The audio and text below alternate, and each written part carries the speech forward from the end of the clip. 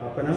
Sanjeev Kumar advocate. Sanjeev ji, क्या कहना चाहिए? जिस तरह से चीन सोच रहा है भारत की अर्थव्यवस्था पर असर पड़ेगा, तो क्या लगता है आपको? देखिए, जब से ग्लोबलाइजेशन हुआ है, हर एक देश ने अपना व्यापार हर एक देश में शुरू कर दिया, अलग अलग देश में शुरू कर दिया, जिससे चाइना को कुछ टाइम से ये वहम हो गया कि उसने पूरे देश पर कब्जा कर लिया है, कि उसका सामान सबसे ज़्यादा प्रोडक्ट सेल हो रहे हैं।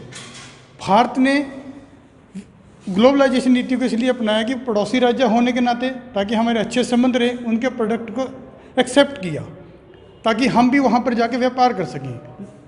लेकिन उसके बाद उसको वहम ये हो गया कि मैं पूरी अर्थव्यवस्था पर चाइना का कब्जा हो जाएगा। लेकिन भारत एक यंग देश है और यहाँ पर हर एक यंग जनरेशन बहुत काबिलियत है।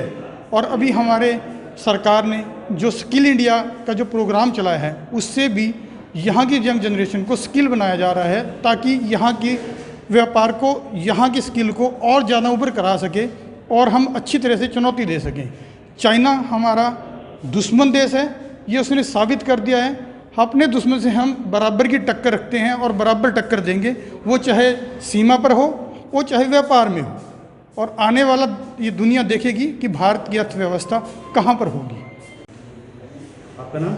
सर, मेरा नाम रवि विशाल वाली एडवोकेट है। जिस तरह से चीन सोच रहा है कि भारत की अर्थव्यवस्था पर असर पड़ेगा, तो किस तरह से देखते हैं आप सारी चीज़ें? सर, पहले भारत टोटली लगभग चाइना पे करता था, लेकिन जब से चाइना ने हमारा साथ संबंध खराब किए हैं, उसके बाद में भारत ने काफ़ी उनका बहिष्कार किया है और एक से एक सरकार की योजनाएं शुरू की है, जिससे बहुत ज़्यादा थोड़े ही समय में बहुत ज़्यादा हम अपने आप पर निर्भर हो जाएंगे। जिस तरह की सरकार की योजनाएं हैं, स्किल इंडिया का है, मैन्युफैक्चर इंडिया में होने लग रही है, और कुछ समय बाद, साल 2 साल के बाद आप देखेंगे कि चाइना से हम कहीं ज़्यादा आगे होंगे। और सरकार बहुत ही अच्छे ढंग से पूरा अपना प्रोत्साहन दे रही है और युवा वर्ग में भी इस चीज़ में बड़े जोश के साथ लगे हुए हैं। और आने वाले 2-4 साल बाद चाइना हमारे सामने कहीं नहीं ठहरेगा सर, ऐसी हमारी योजनाएं चल रही हैं।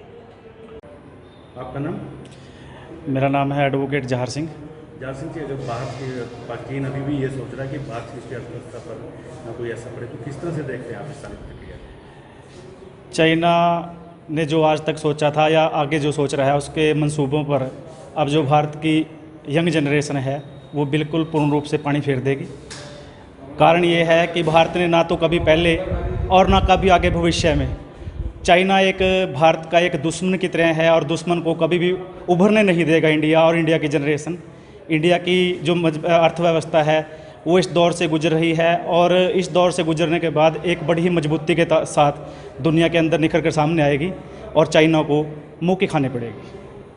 आपका नाम? धर्मवीर ढिंडसा एडवोकेट।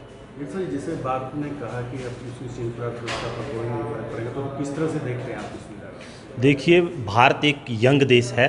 50% से ज़्यादा पॉपुलेशन जो भारत की है 25 वर्ष के दायरे में आती है। पूरी दुनिया ये देखेगी, चाहे वो चीन है उस सहित कि भारत की जो अर्थव्यवस्था है वो तेज़ी से बढ़ेगी और भारत की अर्थव्यवस्था किसी भी तरीके से चीन से आगे जाएगी और चीन पर बिल्कुल भी निर्भरता जो भारत की है वो नहीं है और ना ही आगे आने वाले समय में रहेगी। जो सरकार ने 5 ट्रिलियन इकोनॉमी का लक्ष्य रखा है और जो सरकार की दूसरी योजनाएं हैं, जिसमें सीधे तौर पर यहाँ जो प्रोडक्शन को बढ़ावा देने की तरफ अगर सरकार ध्यान देगी, तो भारत की अर्थव्यवस्था चीन के मुकाबले कहीं आगे दुनिया में जाएगी और एक हिस्सेदारी भारत की पूरी विश्व की मार्केट में होने जा रही है।